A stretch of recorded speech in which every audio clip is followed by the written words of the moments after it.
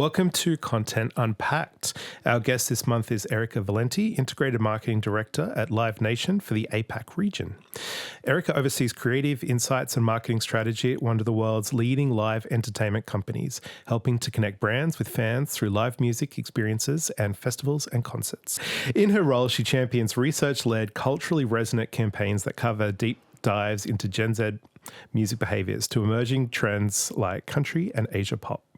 With a background spanning creative brand strategy and youth-centric marketing, Erica brings a well-honed storyteller's sensibility to live experiences, with one eye always on building communities around culture-defining moments.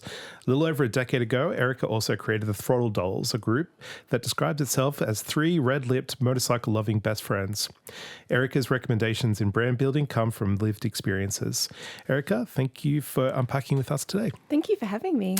Pleasure. Look, let's just begin with a little quick-fire word association game. So I'm going to give you a word and you give me one back. If you've got a couple, that's okay, just to get things rolling. So, inspiration. Life. Creativity. Passion. Marketing. Ice cream. Audience. Energy. Success. I don't know, that one sort of got me tripped up. I might say wanted. There we go. Failure. It's essential. And content. I'm going to say life again. Beautiful. Okay. So tell us a little bit about your background and what it actually was that got you interested in marketing. So I am one of those really weird kids that wanted to be a marketer. Nice. Which is not common, right? You want to be a vet, you want to be an air pilot, marketer. Yep. I can't tell you why. It's just, I suppose I always was attracted to the energy of what I perceived marketing to be. It was really exciting. And since graduating university, I've always pursued really cutting edge, culturally led jobs, which you can we'll talk about, no doubt.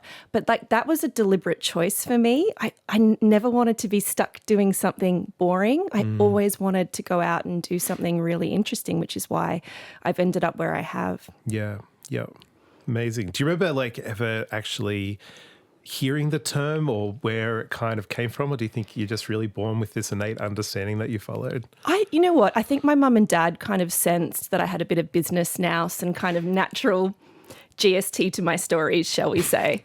And so they sort of guided me into a business degree, which really solidified when I was doing marketing, this is where I want to be.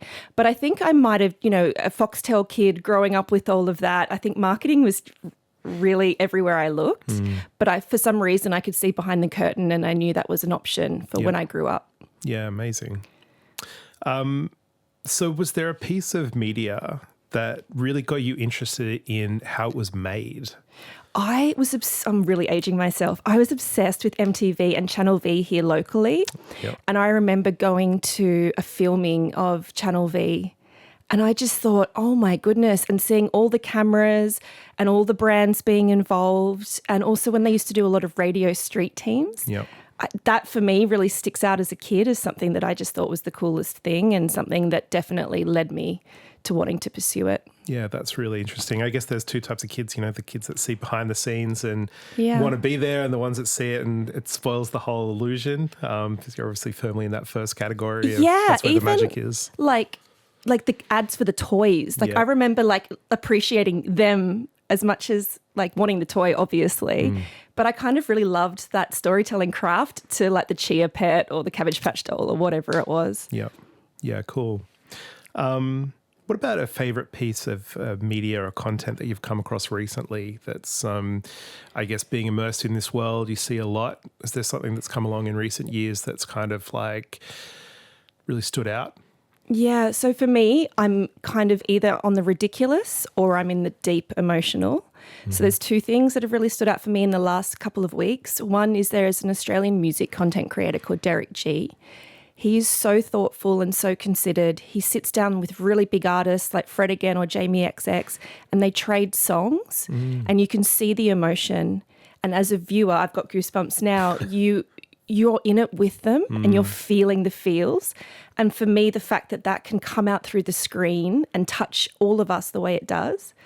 And then the other piece of content is the Staples baddie. Staples is like Officeworks in the US. And there's just this creator called Oblivion. She works there. She decided to talk to us about how you can print a photo on a mug. And when I tell you, it is the most compelling viewing. And she's literally come from nowhere. And she's telling us about A3 versus A4, the different type of pens. And kind of what I love back behind the curtain is like, how niche is that? And yet millions of views, millions and millions of views. And hopefully now Staples will promote her or something. Yeah, sure. But I just love that you can nerd out into whatever it is and there's an audience for you. So yeah, kind of high-low. Yeah, what do you think it is that really connects there? Like, being so niche and so specific. Obviously we've got like an analog here with Officeworks and everyone's gone there. But what gets to the heart of that, and what's the thing that kind of makes you want to keep checking back in? I think that we all have these secret little obsessions, and maybe we don't share them in our day-to-day lives. And there's a kind of a special moment of connection that happens when you find someone online that shares that same super weird, notebook obsession, or they really love reading a particular genre like romance novels, which has really, really taken off in the last few years, the rise of fairy smut, as they call it. It's because it was quite private, and now there's this community of people that are all enjoying it, and it lets you really go deep. And I think what it shows is that we are almost all so much more similar than we think we are. And your people are out there. They just might not be in the room. They might be, on the internet. Yeah, beautiful. So it's really that like levels the playing field, connects people on some really fundamental stuff. And, there's no other place for that really than social media, right? Like it's the only place where it really happens. Well, you know what? Like working in live music, I think the explosion of live music, and particularly the last couple of years, has been because it's such an emotionally powerful, charged environment. You can feel it. And it might not even be an artist that you love. Like, I'm so lucky. I get to go to lots of artists. Some are my favorites, some I just appreciate. But even the ones that I just appreciate, when I'm there in that stadium, arena or theatre, I am almost like an energy vampire. Yeah. Like, you can feel the joy. And I think that's the other place. I think online you can sort of find your weirdness amplified. And then in real life at a live music event, you can almost have this extremely spiritual moment with fellow music lovers. Yeah, that communal experience. So let's take a quick step back to your time at Red Bull. So what was your role there and what were you involved in? So I had two roles. When I joined, I was the national comms manager. So my role there was partly PR, so to get Red Bull in as many editorial media coverage as possible. But then it was really interesting. I had a really content-heavy role. Our team was in charge locally in Australia of delivering content KPIs back to Red Bull Media House. So that might be we had to deliver one documentary about, say, the V8 racing team, or we had to deliver a 3-part series about a Red Bull surfing competition called Red Bull Cape Fear, which was done, near Maroubra on this really dangerous break with Mark Matthews. And they treated it like we were a real content house. And not only did we have all of this content that we were creating, but we were trying to commercialize it, whether it was selling a portion to Channel 9 or SBS or selling it globally. So there was kind of like commercial revenue opportunities as well. And from a stills perspective, we had almost like, we'd like to think, I don't know if it quite got there, that it rivaled with Getty Images. Yeah, wow. And that was called Red Bull Contentful, and this still exists as well. So Red Bull Media House is going from strength to strength, and so is Red Bull Contentful, and that essentially is every single image ever of anything that Red Bull has been involved with. And it was a way for Red Bull to control the narrative, but again, also commercialize through media having to download it, and there might have been licensing and things like that. And I think this really then culminated Red Bull Stratos. Did you ever hear of Red Bull Stratos? Yep, sure. So there was a extreme athlete called Felix Baumgartner, and he was like a base jumper, I believe. I should know this because I was working on the comms team, but it was like a long time ago. And so Red Bull was all about giving wings to, whether it was when I worked for music, to artists. But in this case, it was to athletes and their ideas. And his idea was to jump out of the stratosphere and free fall through the Earth's atmosphere. Yeah, amazing. Unbelievable. Yeah. Now, we were talking about content before in the journey. Red Bull made sure that every piece of content was covered because, there's the years of training. How did Felix get into this? Then Felix has a mental wobble. How is a sports psychologist going to work with him? I would be having lots of wobbles if that was me, right? So they managed to work with him on that. Then there's the building of the rocket that sort of goes into space. And then there was the YouTube live stream, which was an incredible deal. I'm not so sure of the commercials on that, but no doubt there would have been a lot of commercials floating around. And to this day, the live stream of Felix free falling through space, going through this really hectic death roll where I was so worried, and then making it, that's still one of the most watched live streams ever. And I think that not only kicked off the live stream space more broadly, and it's something that we hear from brands all the time. They don't know that I worked for Red Bull and they're still referencing this. But it also, I think, gave Red Bull even more aspiration to continue down this extreme story-led path where they eventually launched Red Bull TV. Yep. And I think what's so interesting about Red Bull is it is just a can. But when you look at the content around it, Contentful images, Red Bull Media House long and short form documentary, they had Red Bull Records, which is a music licensing arm. Red Bull Studios where you could record all of the apps and all of the bits and bobs. They really were and still are such a leader in the content marketing space. And it's incredible to see how they continue to push everything forward. Look, absolutely. I mean, it's hard to beat an event like that. Yeah. It's pretty significant, where do you go from there? But it is that really interesting case study in how to kind of maximize a story and living in this multi-channel environment that we do. How do you ensure that you're getting it across the right streams or, all the streams if you can? Do you have any thoughts on when you're doing that at a smaller scale, how to kind of bake that in? Because I think that there is a mistake that is made sometimes that you produce something and then you send it out there once and that's kind of where it begins and ends. And, that's not really how it works in terms of how engagement really works. Do you have any thoughts on taking those Red Bull learnings and putting them into something at a smaller scale? Yeah, so I think Red Bull gave me such great grounding, honestly, so grateful for that job. And one of the big things was what's the story? And sometimes there's multiple stories. If with the Felix example, I understand it's gigantic, but if we just break it down, it's athlete wants to do cool thing, right? Yep. That's one story. Yep. But it's who is building the thing that the athlete wants to do? That's one story. Who are the support team? That's another story. Where is it happening? That's another story. What could the risks be? That's a whole nother story. So you can really start to splinter it out. And so for us, if we want to take an example, I don't know, of an emerging artist, no budget, no stratosphere, no rocket ship, nothing. Don't underestimate the power of those smaller stories. What are you doing today? Take me with you. I want to see, what is it like to live in your shoes? Film it on your phone.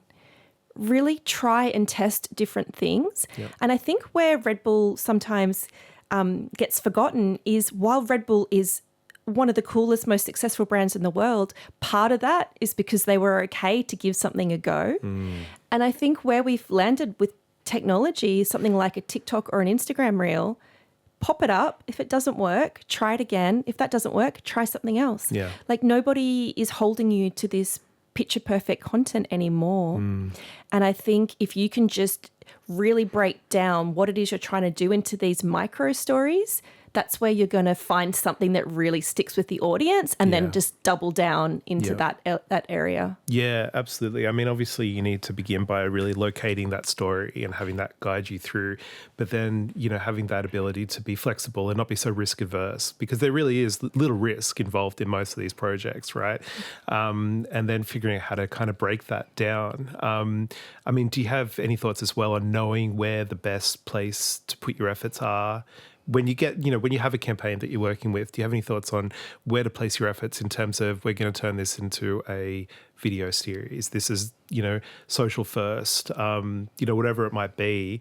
Do you guys usually have that kind of concrete plan as you begin, or do you kind of find that as on the journey? Usually we have a plan. You do. And what we do is we think about who is the audience that we're trying to reach and where do they live, not geographically, but what platform are they on? How do they like to receive their information, and what's the best way to connect? And then who's the best person to tell that story? I think those two things are super important, because it might be the brand. And what we're seeing a lot of success where the staff of that brand are the face, and people love that, right? Yeah. So that could be you, but it could be a third-party person. It could be a creator. It could be a mega fan. Have a think about who are you trying to reach, where do they live, and who is the best person to deliver that message. And I think if you can do that, you're already off to a really, really strong start. And I do think have a plan. You need that plan, because if you're not thinking about all the different angles, you're going to miss it all. You can't really do it over. You can't improv your way through. Yeah. No. Yeah. Gotcha. So, and it doesn't have to be, I appreciate a lot of brands want to shoot things beautifully, and we love to do that.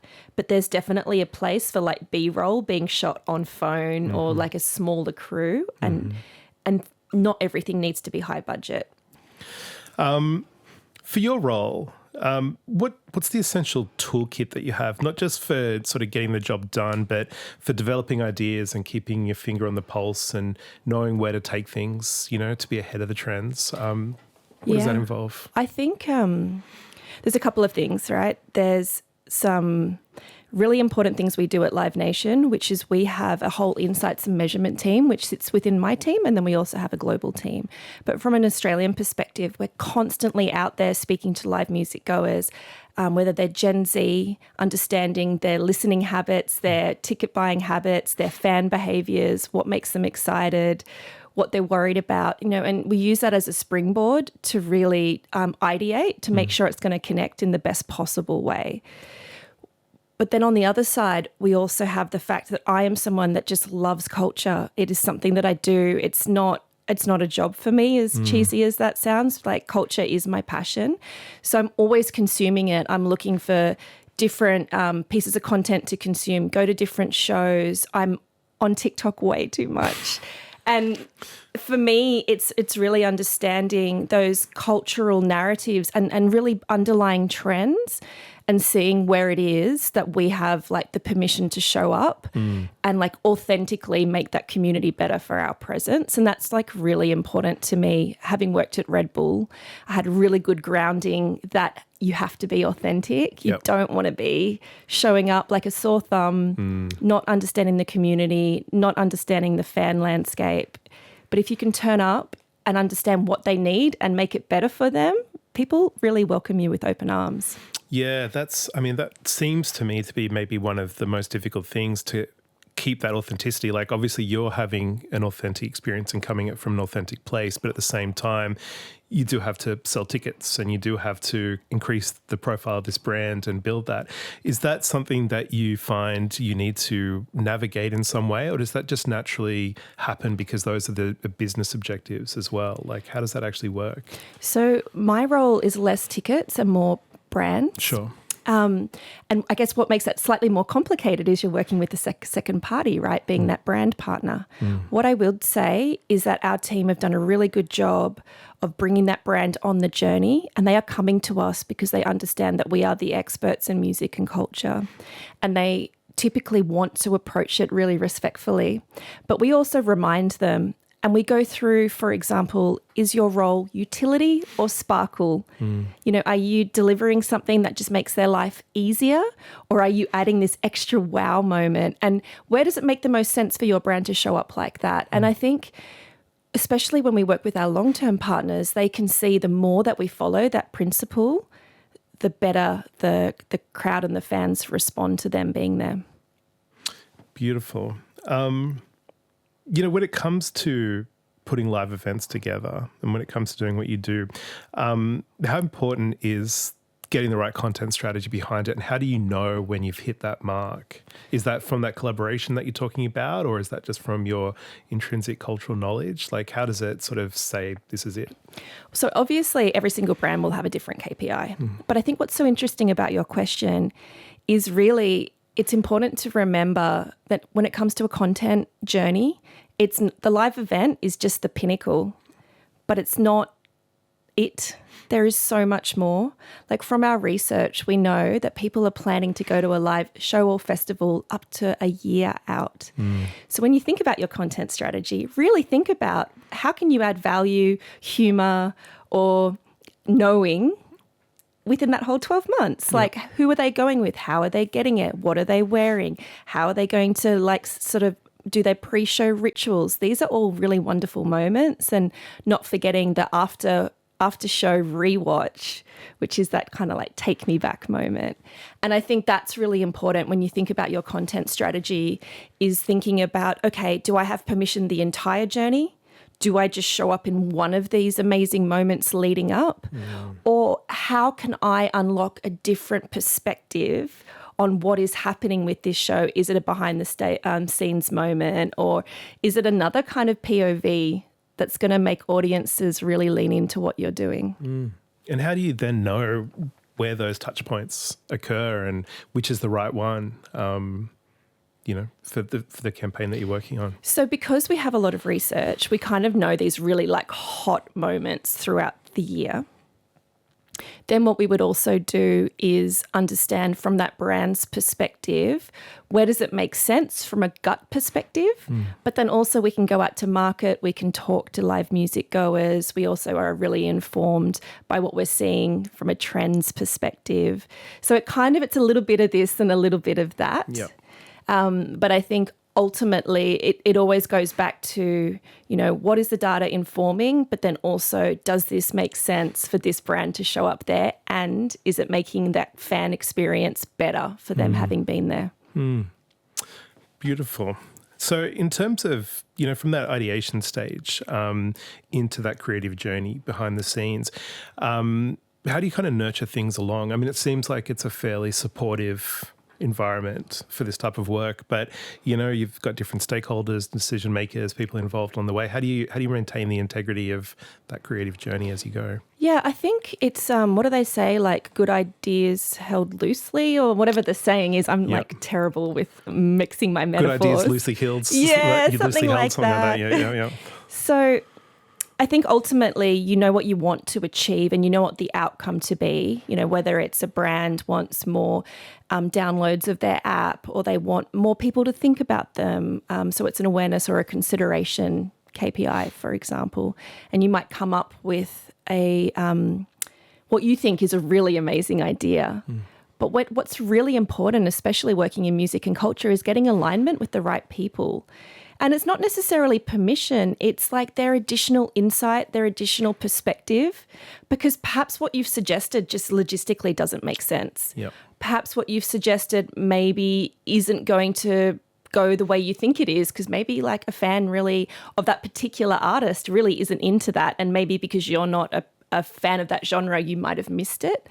So I think stakeholders become really important, not just in terms of approvals, but in terms of making that idea so much better. So there is a really strong collaborative process and allowing for expertise and vision to come into the mix as you go as well. Yes. Is that a challenging thing to, get on board with something that doesn't feel culturally aligned with you naturally? Or do you feel like you can have that like degree of professional separation from what it is that you do? I think that you have to maintain, it's important to have passion and it's important to have your own perspective, but I also think it's important to step back and really have a little bit of an analytical approach to what you're doing as well, because there are always better experts in the field, particularly when it comes to music and culture. And it is important, I think, to listen to those authoritative voices to make sure that you're really hitting that mark. In terms of doing the work that you do within such a large organisation, what are the ways that having that sort of massive support behind you are actually supportive, and what are the ways in which it kind of limits opportunity or perhaps create certain obstacles, or do they maybe not exist? I think the benefit of working for any big organization, whether it was like TikTok or Red Bull or now Live Nation, is you have the power and the might of like a culture leader. And what's so important about all three companies is that they all genuinely at their core believe in pushing culture forward in their own way. So you're kind of not up against it in the way that you might think. You know, yes, it is a big business, but it's all moving in the one direction. Yeah. However, it is a big business, which means, you know, there's a lot of meetings, there's a lot of alignment. When we're working with really big, amazing brands, the ones that truly can make a huge impact, they obviously have their own processes as well. So I think up front, it's really important to understand timelines to make sure that you can deliver what you need to deliver and that it's feasible. Because when you work in culture, cultural movements, I think, is a little easier to play the long game with. But when it comes to something like a trend, like, remember that 2016 trend? I think that was like, that was only a month ago, and it feels like it was literally 10 years ago. Yeah. Trends move so quickly. So I think it's really important to understand what are the parameters that you're working with and what timelines are realistic, and making sure that your idea hits that, because there's nothing, well, maybe not nothing, but definitely it's not a great thing to be jumping on a trend. Like if you started doing a 2016 post now, I think I would say, oh, you've really missed it. No. Bring it back. Right, right. Yeah. Maybe just wait another 10 years and you'll be good to go. So I think that's definitely part of working with a bigger business, whether internally or potentially externally. It is just understanding those timelines and lead times to make sure that you can hit those relevant moments when you need to. Yeah, that's actually fascinating. When you are dealing in that space of rapid trend cycles, and, you know, there's obviously that risk that you have to weigh out very quickly of like, is it time to strike or do we sit this one out? How does that kind of work internally, and how do you have that kind of degree of flexibility to make decisions, to make calls, and to make sure that you're in the right spot with whatever moves you make? Yeah, so I think it really depends client versus client. And a really good example is we just did an amazing campaign with Solomon Shoes, who are really having their moment. And we managed to partner them up for a secret show with an artist called Disco Lines, who is having his moment. Right. And he couldn't be more perfect for the brand, and the way that he has supported the brand has been unreal. And that was the most unbelievable turnaround because the client was so leaned in. At TikTok, believe it or not, we used to plan in 2-week cycles. So any client knew working with us, like, it was going to be a snappy situation. Like, can you imagine? Most clients, you know, most brands, Red Bull, every year we had business planning. Yep. Red Bull was TikTok was every 2 weeks. Yep. So I think it really depends on the environment you're in, and making sure that the clients that you're working with, if you need to be really quick, that they're aligned, they have their own processes set up, and they're good to go as well. Interesting. So, I mean, obviously it's a business to business and client to client set of decision making. But interestingly, all these businesses and, you know, almost every major brand these days is involved with this space as well. Have you sort of witnessed the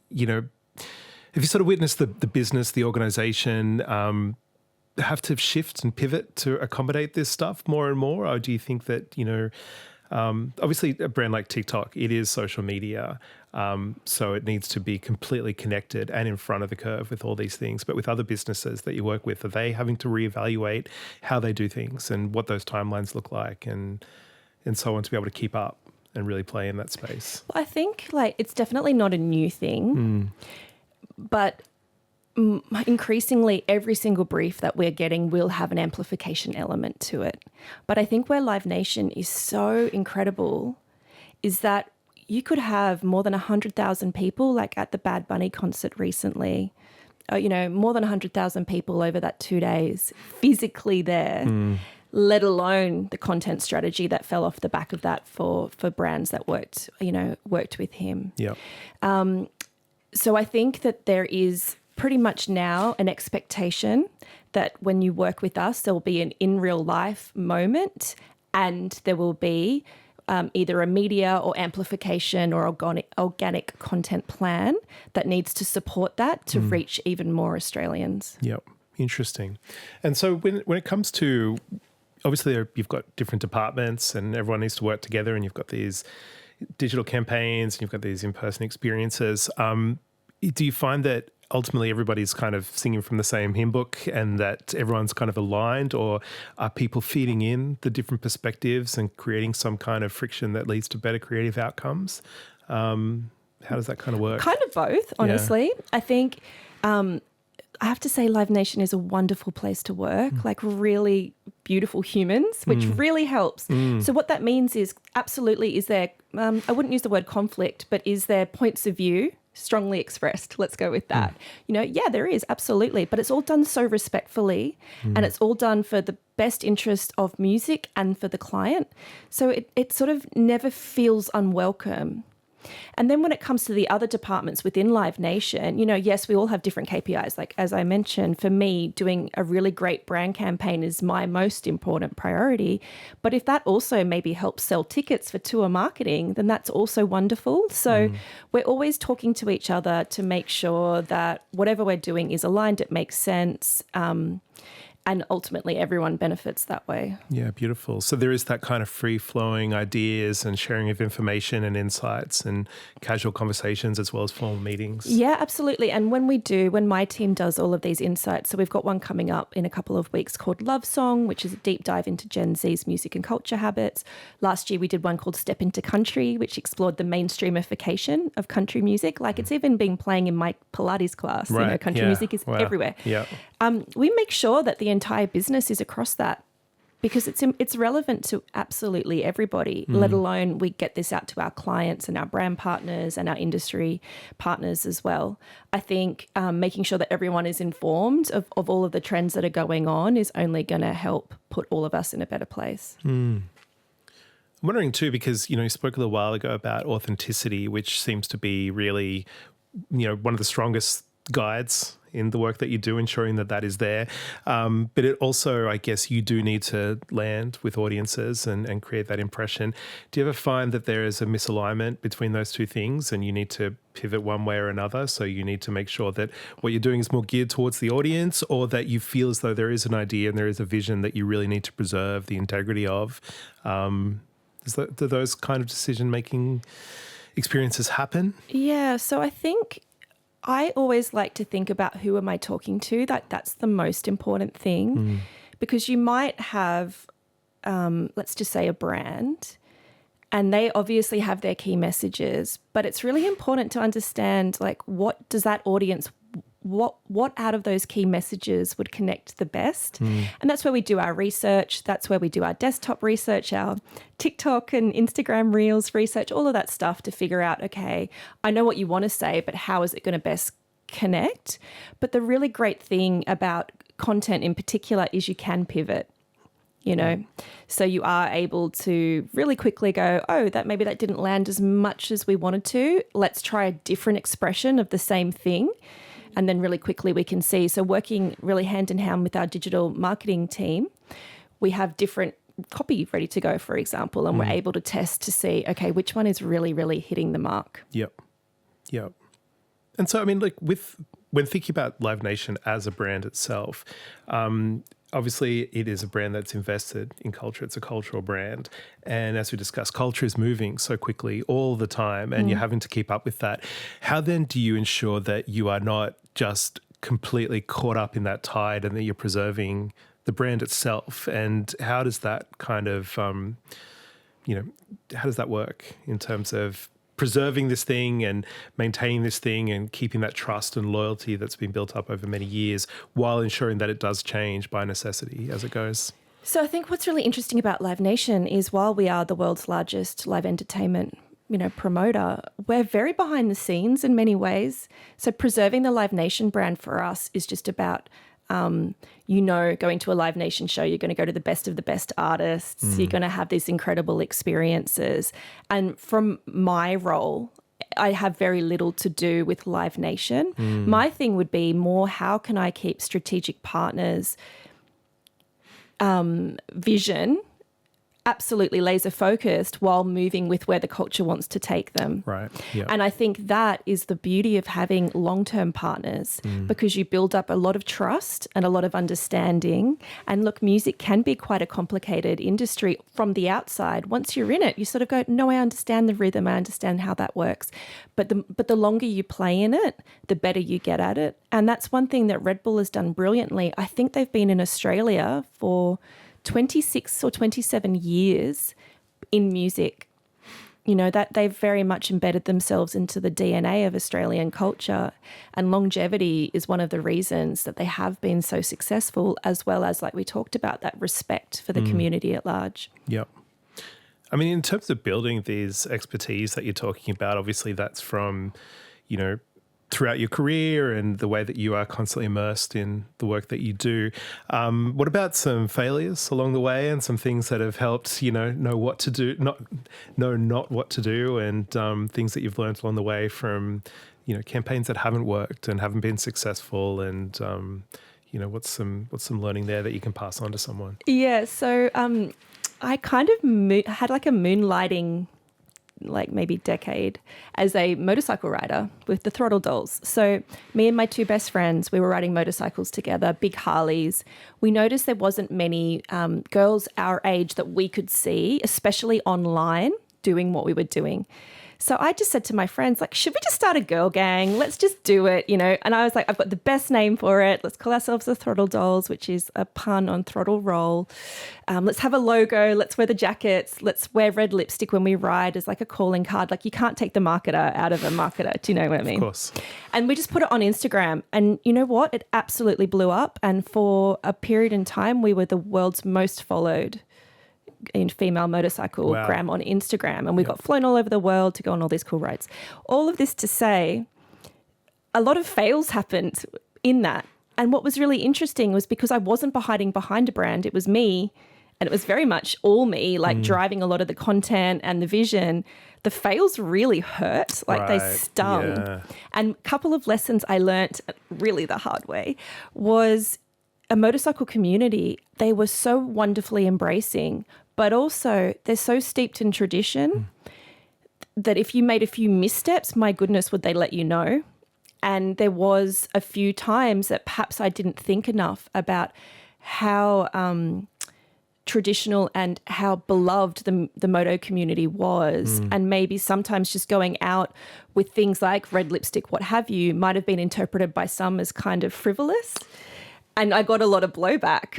And so what I just learnt from that is, you know, you can absolutely have a vision, and it's great to like bring fresh energy into something, but at the same time, truly, truly understand some of the, you know, the people that have gone before you, maybe the struggles that they've had, and making sure that you are thinking about them when you are trying to forge something new. Yeah, wow.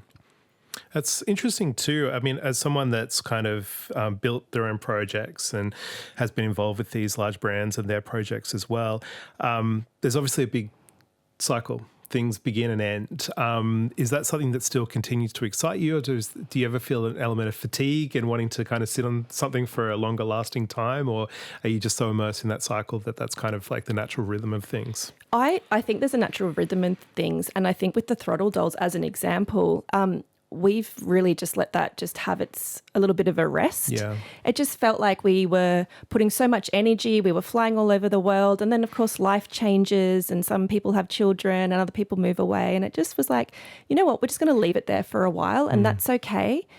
And I think for me, it's good to know when the party's over and just let it have a minute before you come back again. But I do think, again, it's really like, for me, that was a side hustle.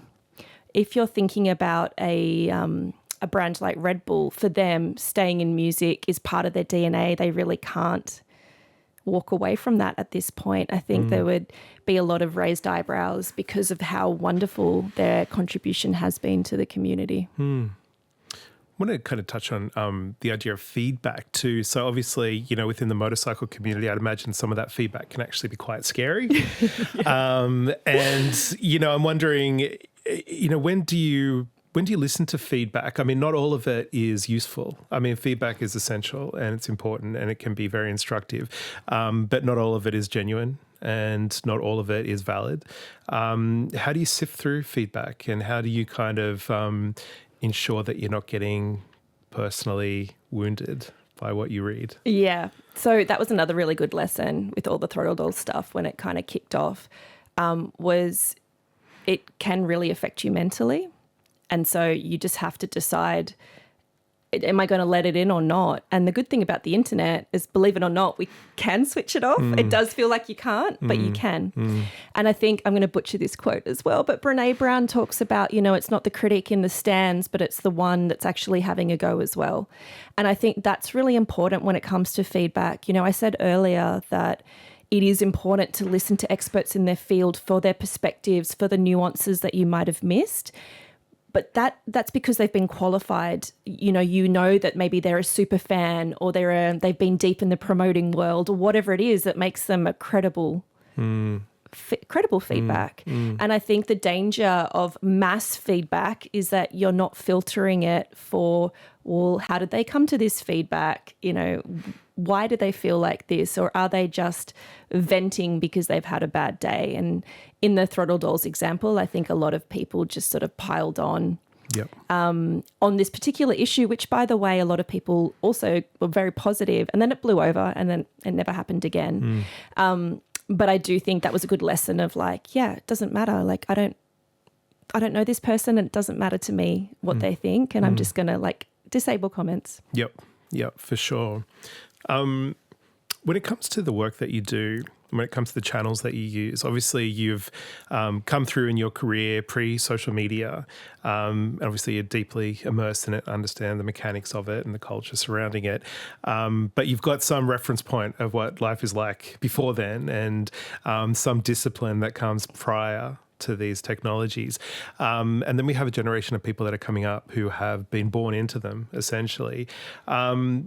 Obviously, that makes them equipped to deal with and to be able to use these things in a really kind of a way of deep knowledge. But are there also limitations that people need to look outside of these platforms to be able to do the type of work that you do as well? Someone so natively invested. Do you recommend that people look at other forms of media and have other experiences that are purely shaped and mediated by those platforms? Yeah, I think nothing can replace in real life, nothing.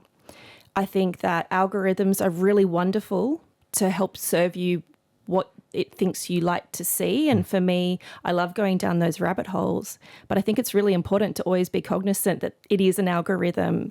And so what's really happening for you, and I'll give you an example, if you were suddenly, researching something to do with alternative country music because you were doing a report, you might think that literally every single person in the whole world is listening to this one artist because that's all you keep seeing. And actually, it turns out you talk to your mum, no idea.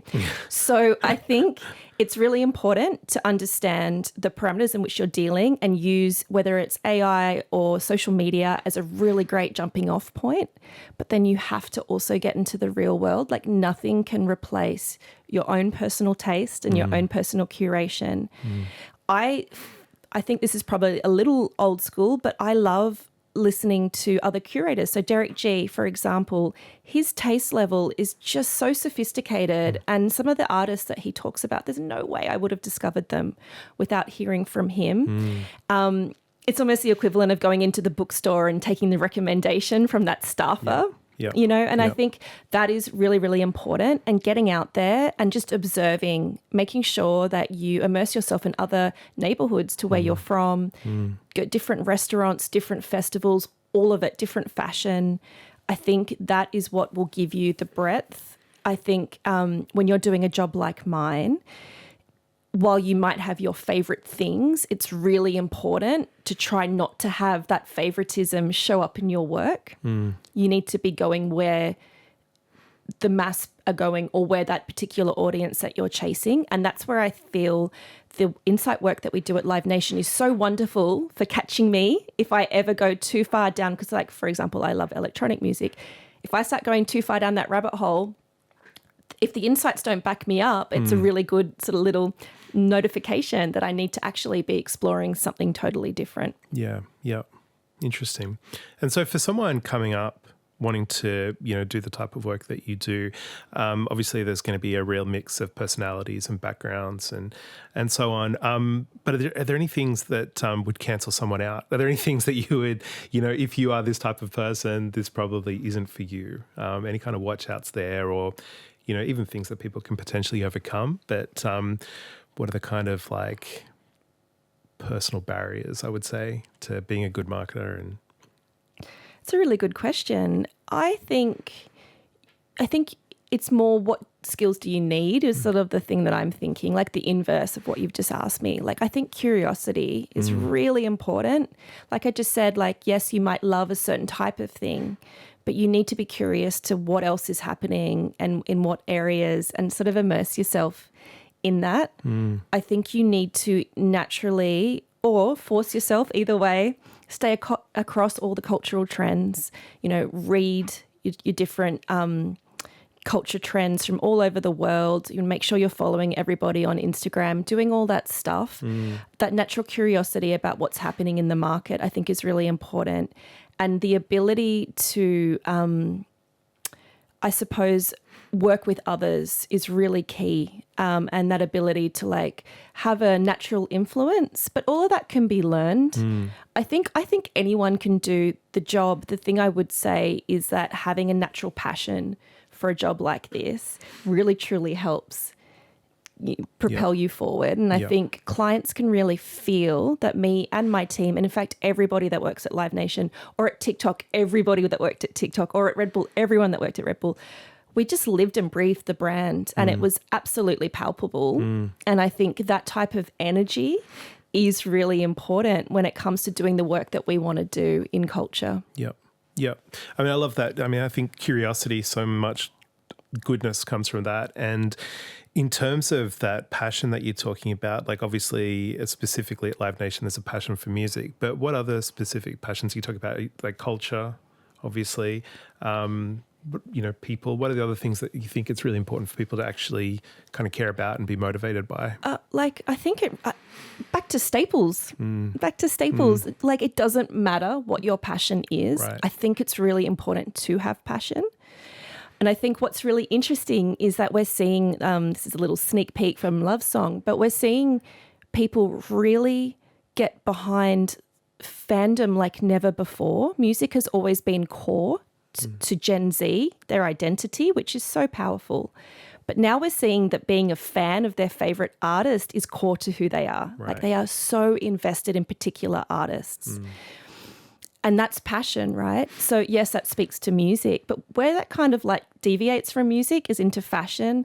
So people are dressing like their favorite artist, and they're scrapbooking like all their favorite things. So I feel like if we can look at passion and then look at it in the context of a scrapbook, you might have your favorite places to eat, your favorite books to read, your favorite things to wear, your favorite things to travel, your favorite stationery.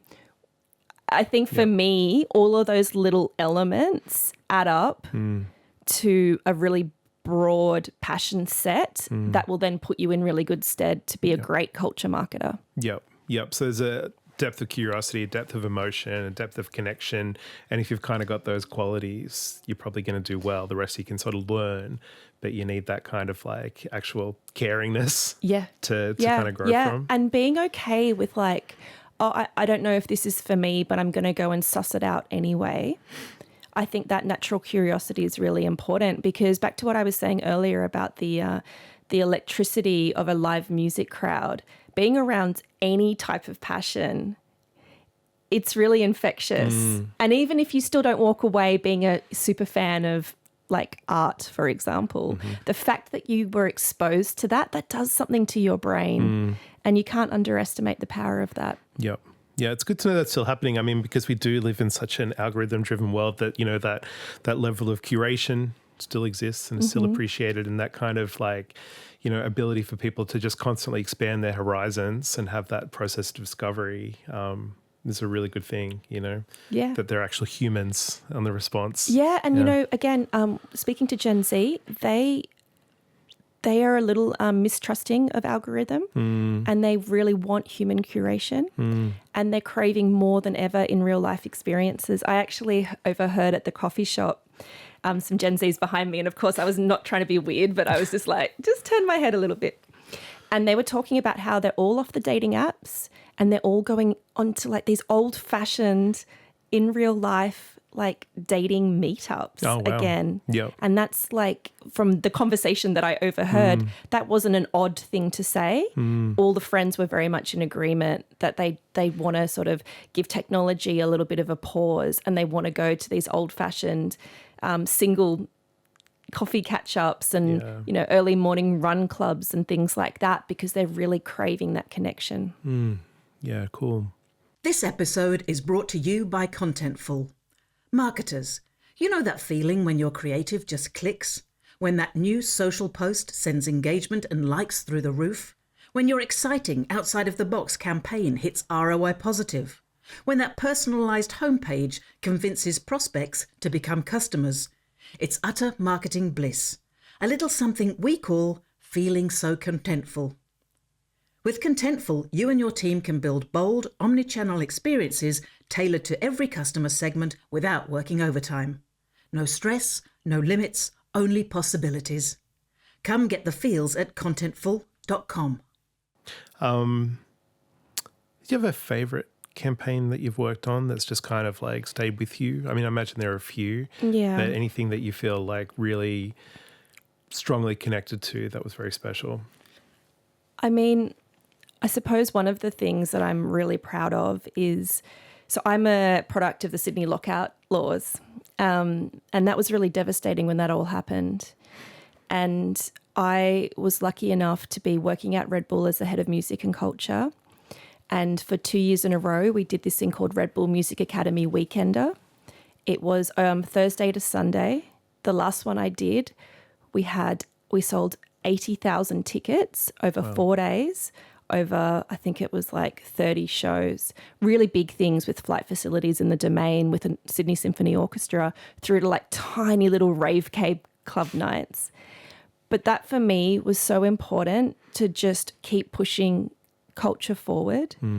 And I feel like that is something that is really purposeful. And for me, that's why I do what I do. I love my city, I love my country, and I love music and culture, and I want to always be contributing positively to that. Of course. But then recently, just literally at the end of this year for the Department of Health, we worked on a STI campaign, which was all about raising awareness that you can have STI testing and trying to destigmatize STI conversations. And we partnered them with Spilt Milk, which is Gen Z's largest music festival, 4 regional locations, about 200,000 people.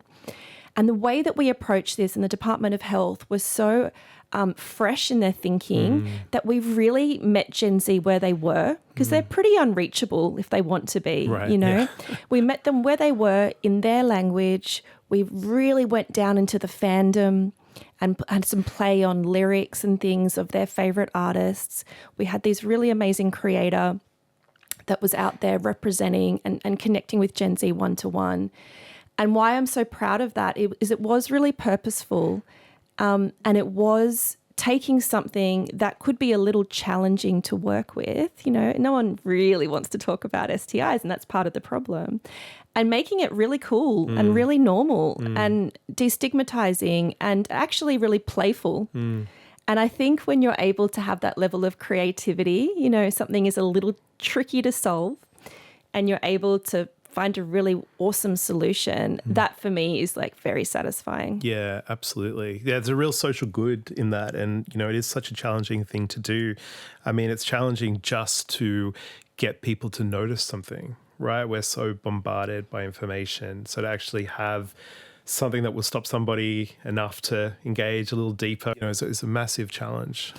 So one of the things that I think also was really interesting about the spilt milk example, and this is something that we've been talking to our clients about, but we've also been noticing, is just as content is getting more niche, so too is media. And so at Live Nation, we're able to offer, you know, side of stage screens at festivals, digital screen network across all of our venues and stadium shows.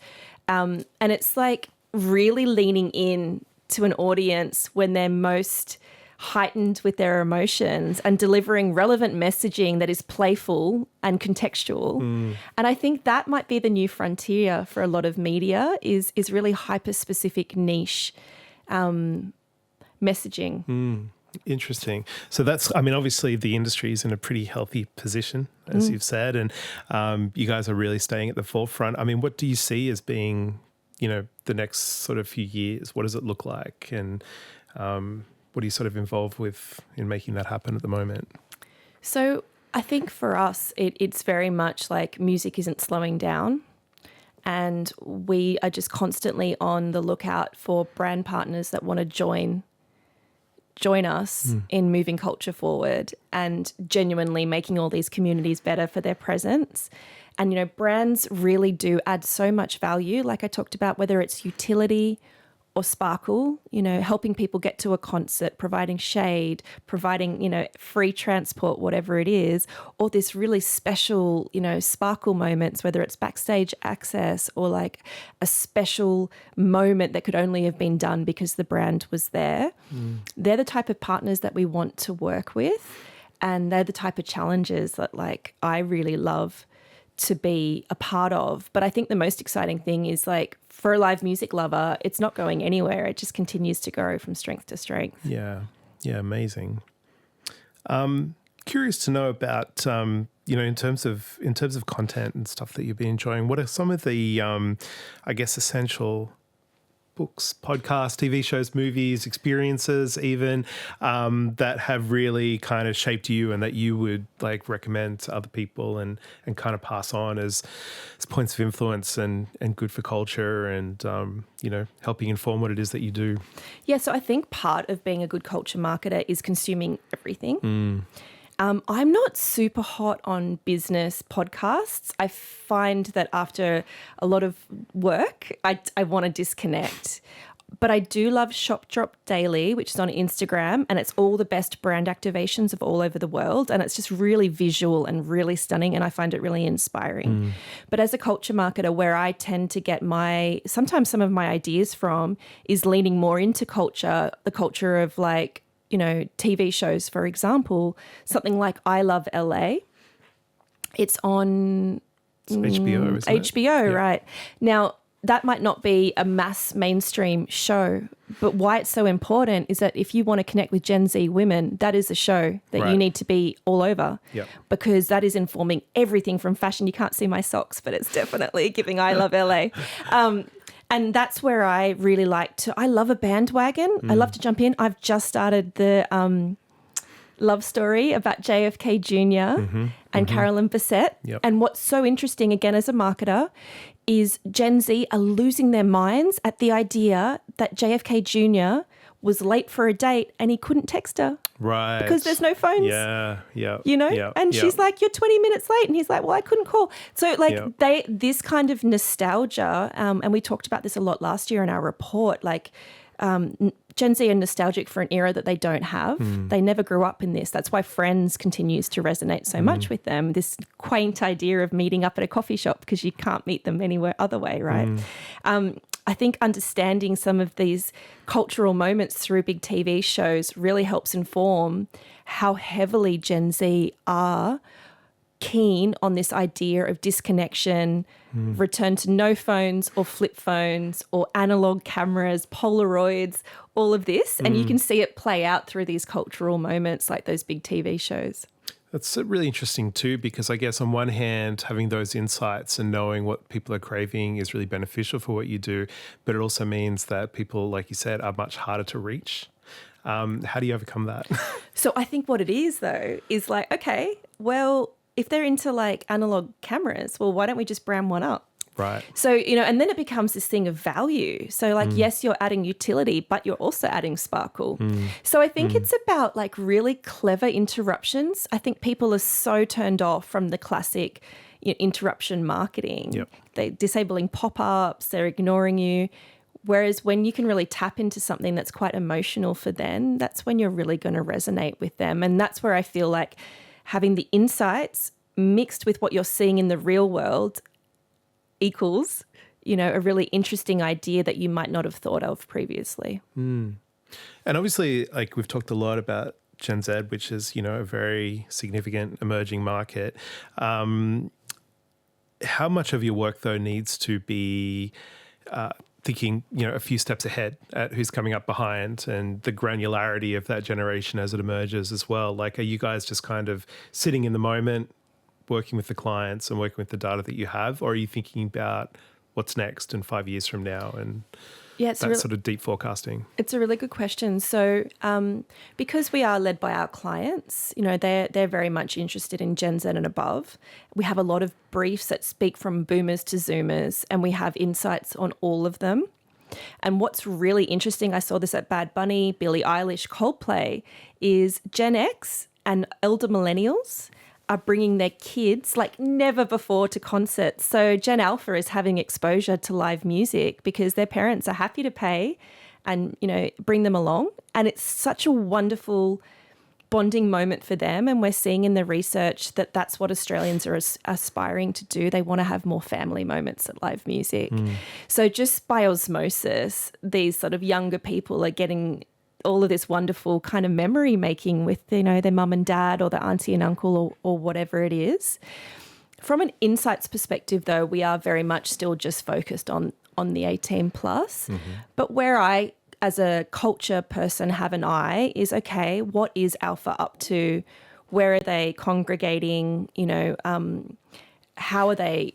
What are they interested in? Why are there so many of them in Mecca all the time? All of this type of stuff I think is really fascinating. And one thing I've clocked is the rise of skincare and makeup for 13 and unders. And it's really interesting. And a lot of it is launched by kid entrepreneurs. Oh, so okay. I think where Gen Z, 1 in 2 of them want to be an entrepreneur, I think we'll see with Gen Alpha, all of them. Right. That would be my hot take. Why is that? Any thoughts? I think that there is the real desire to write your own story and take control. And I think a lot of what they've seen might not feel as exciting. I would argue my job is pretty epic. So definitely, considering a job in music and culture would be, I think, a little bit different. But they feel very passionately that they don't want to live the lives that the rest of us have, and they want to forge their own path. So I think that's going to be a really interesting thing to see and how that all plays out. It's been interesting over the last few years to sort of see where things are at with brands. And it seems like the strength of brands in the culture is more dominant than ever. I'm sort of dyed-in-the-wool Gen X, and there was this kind of anti-brand movement, which I still hold on to some degree. But that's changed, that's shifted so much. And I wonder if you have any insights on why and what that means and where that might be going. So I think you're spot on. I think millennials and under are more interested in brands being part of it. And I think because they understand there is like a commercial exchange. If a brand participates in this community, I get this. And I think maybe, and this is my hypothesis, but maybe for you Gen X folk, maybe brands just showed up but not necessarily thoughtfully all the time. And so I understand why there would be a bit of a distrust, but I think the work has been done, at least most of the time, for brands to genuinely make it a better place. Where there is definitely nuance, though, is different genres feel differently. Like we did a survey into the rise of Asia pop, which covers things like K-pop and J-pop. Like 94% of Asia pop fans are happy for a brand to partner with their favorite musician. And they call them idol. And actually, most of them will buy that endorsed product to show their idol that they support them. Wow. So it's like a real exchange of devotion in that particular community. And more broadly, Gen Z also understand that, this event might not happen or this artist might not get to do this particular thing with me if it wasn't for this brand support. So I think they just feel generally a lot more okay with it as long as it delivers them something back. That's really fascinating too. I mean, I guess it's interesting to see that level of trust placed into brands. And I wonder if there is something running parallel where there seems to be increasing distrust in government and, traditional institutions that we've relied on for so long that's being redirected into? Do you know what's so interesting is that we did, again, another survey, and for Gen Z, outside of friends and family, musicians were the number one most trusted source. Wow. And then recalling earlier how I talked about this new study shows the absolute deep core identity of being a super fan of a particular artist. You can see this parasocial relationship really play out. And I think that that is incredibly powerful and incredibly fascinating to see. And that's why people feel so deeply, whether you're a Swiftie or, you know, you're a swamp princess with Doechii, or, you know, you're in the Beehive with Beyonce, whatever it is, it becomes a true marker of like who you are. Interesting. Yes. Swamp Princess is new to me. Okay, it's a good one, isn't it? I quite like that. I reckon I'd be a swamp princess. Swamp Princess, yeah, that sounds pretty cool. Yeah, that's fascinating. The way that you've kind of got these micro subcultures and the way that it's such an identity forming thing, really. Yeah.